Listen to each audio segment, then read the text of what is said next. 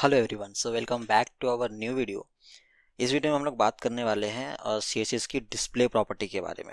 सो display property basically होती क्या है? तो it is a fundamental tool that allows us to control how elements are rendered on a web page. तो हम लोग जितने भी एलिमेंट्स बनाएंगे ना, हम उन सबको डिस्प्ले प्रॉपर्टी को यूज़ करके उन लोग को किस तरह से दिखाना है यूज़र को, उसको पूरी तरह से फुल्ली कंट्रोल कर सकते हैं। सो चलिए बात करते हैं डिस्प्ले प्रॉपर्टी के बारे में। सबसे पहले हम लोग बात करेंगे डिस्प्ले वैल्यूज इनलाइन ब्लॉक और इनलाइन ब्लॉक के बारे में। जी हाँ, तो तीन तरह की नॉर्मल डिस्प्ले प्रॉपर्टीज होती हैं: inline, block and inline block. सबसे पहले बात करते हैं इनलाइन के बारे में। ठीक है, तो जैसा आप लोग देख सकते हो, मेरे पास यहाँ पे एक कंटेनर डिव है जिसके अंदर मैंने चार और डिव बना के रखे हुए हैं, राइट। तो मैंने क्या बोला है, कंटेनर वाले डिव को मैंने एक स्टाइल दे दी है कि उसका विथ होगा 80% और हाइट होगा 80 VH। 80 VH मतलब व्यू पोर्ट हाइट का जितना भी है उसका 80% उसको दे दो। और मैंने एक बॉर्डर दे के रखा ताकि चीज़ें विजिबल रहें। और सेम मैंने कंटेनर के अंदर जितने भी डिव्स हैं उन सबको हाइट और विथ और बॉर्डर और मार्जिन दे के रखा हुआ है। और मैंने ये कैसे किया है, तो मैंने ये नो चिल्ड्रन ऑपरेटर बेसिकली उसको बोल सकते हो। आपके कंटेनर के अंदर जितने भी चाइल्ड डिव हैं सबको आप ये स्टाइलिंग कर दो। ठीक है, तो चारों के ऊपर सेम स्टाइलिंग है। हाइट विथ 50-50 पिक्सल का है, बॉर्डर 1 पिक्सल का है solid green, and margin 1-1 pixel की है। इसलिए देखो आपके बीच में यहाँ पे एक मार्जिन दे, अगर मैं मार्जिन हटा देता हूँ यहाँ से ना, तो ये आपस में चिपक जाएंगे, राइट। सो ये हो गया, ये हमारा चीज़ हो गया। तो अब हम देखते हैं कि डिस्प्ले प्रॉपर्टी। ठीक है, तो मैं इस कंटेनर डिव को ना मैं बोलता हूँ डिस्प्ले इनलाइन। ठीक है, मैं को बोलता हूँ कि इन लोग को डिस्प्ले इनलाइन कर दो। सो डिस्प्ले इनलाइन करने से देखिए ये सिकुड़ गए, कितने छोटे छोटे हो गए।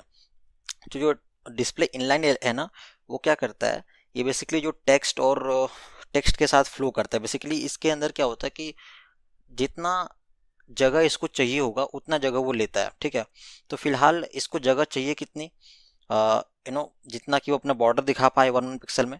तो ये चारों तरफ से 1-1 पिक्सल का बॉर्डर है, इसलिए वो इस तरह से लंबा एक रेक्टेंगल की तरह आ रहा है, एक लाइन की तरह आ रहा है। इसमें जैसे मैं कुछ कंटेंट लिखता हूँ, सपोज मैं पहले वाले डिप में कुछ कंटेंट लिखता हूँ, ठीक है, तो देखना पहले वाले डिप का साइज बढ़ गया, उसमें कंटेंट आ गया। पर जब लास्ट के जो 3 डिप उसमें उसका साइज अभी भी वैसा ही है। तो जितना जगह इसको जरूरत होता है उतना जगह ये ले लेता है उसके अंदर जो कंटेंट है उसके बेसिस पे। ठीक है, उसको फिट करने के लिए जितनी जगह की जरूरत पड़ती है उतनी जगह वो ले लेता है। तो डिस्प्ले इनलाइन का मतलब ये हुआ। सेकेंड आते हैं डिस्प्ले ब्लॉक के बारे में, देखते हैं डिस्प्ले ब्लॉक कर लेते हैं। तो डिस्प्ले ब्लॉक करते ही जो कंटेंट इसके अंदर मैंने लिखा उससे उसको फर्क ही नहीं पड़ रहा, कंटेंट उसके बाहर ओवरफ्लो कर रहा है, बट उसको जितना हाइट और विथ हम लोगों ने डिफाइन किया है उतना ही वो ले रहा है, 50-50 ही ले रहा है, उससे कम बेसी कुछ नहीं ले रहा है।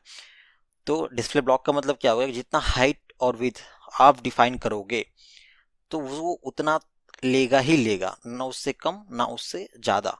तो डिस्प्ले ब्लॉक का मतलब ये होता है, राइट।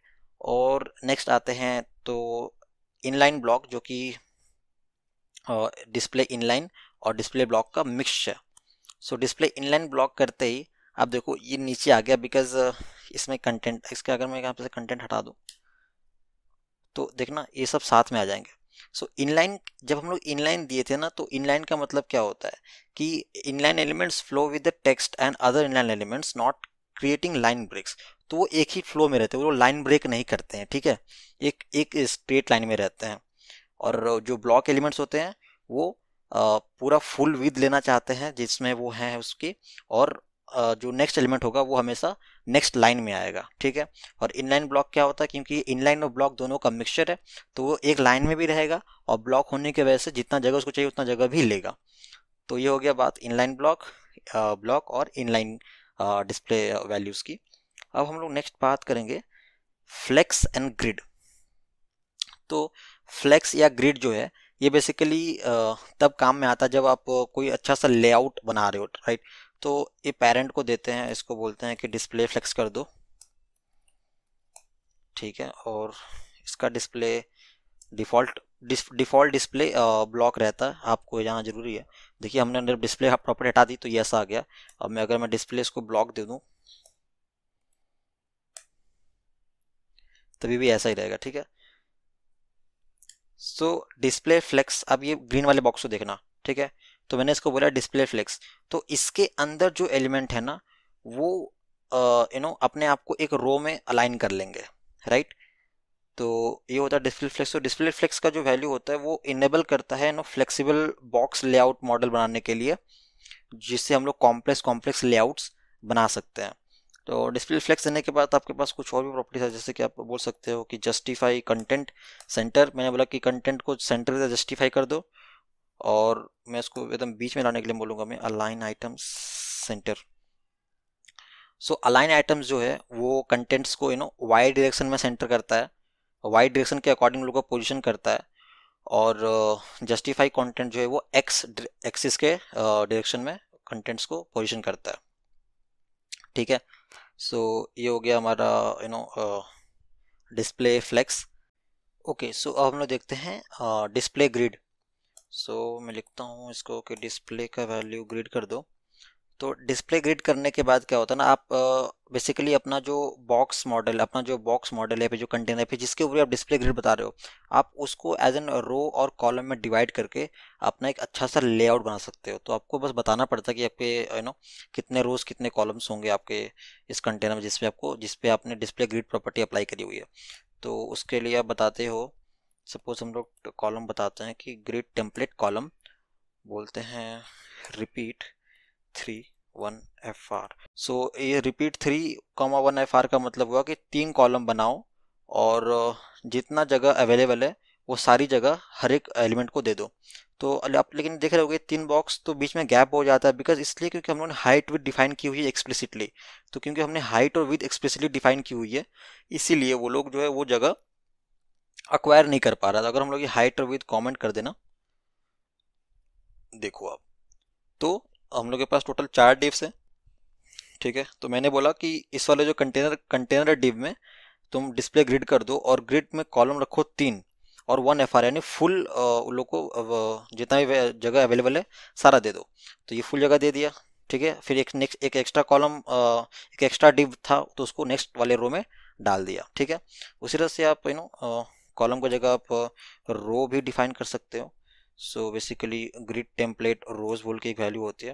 अब वहाँ पे सेम जा सकते हो, मान लो मैंने बोला कि 2 रो बनाओ और फुल विद हाइट सबको दे दो, ठीक है।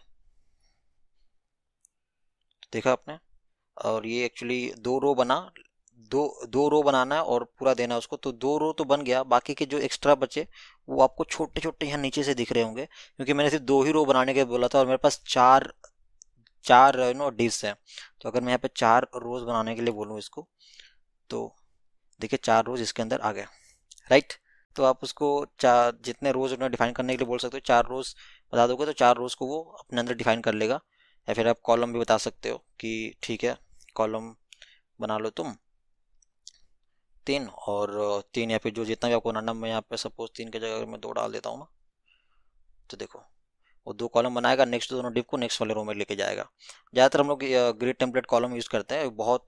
आप ग्रिड डिस्प्ले ग्रिड रख के आप पूरा का पूरा वेबसाइट के लेआउट को, कॉम्प्लेक्स से कॉम्प्लेक्स लेआउट को भी आसानी से बना सकते हो, ठीक है। तो ये रहा सीएसएस का डिस्प्ले प्रॉपर्टी। तो आज के लिए यहीं पे रहने देते हैं। आपको ये वीडियो कैसा लगा आप जरूर कमेंट सेक्शन में बताएं। अगर कुछ छूट गया हमसे जो कवर करना था इसके अंदर आपको लगता है, और या फिर अगर आपको कुछ डाउट हो रहा है, कुछ समझ नहीं आया सही से, तो आप हमें कमेंट में बता सकते हो। अगर आपको वीडियो अच्छी लगी तो आप लाइक कर दें। अगर आप चैनल पर नए हो तो सब्सक्राइब करना ना भूलें, और इस प्लेलिस्ट को अपने फ्रेंड्स के साथ शेयर करना ना भूलें। या फिर पर्टिकुलर वीडियो अगर आपको कोई अच्छी लगी, आप चाहते हो कि आप शेयर करो, तो आप वो जरूर से ज़रूर शेयर करें। तो मिलते हैं नेक्स्ट वीडियो में, तब तक के लिए keep coding and keep learning.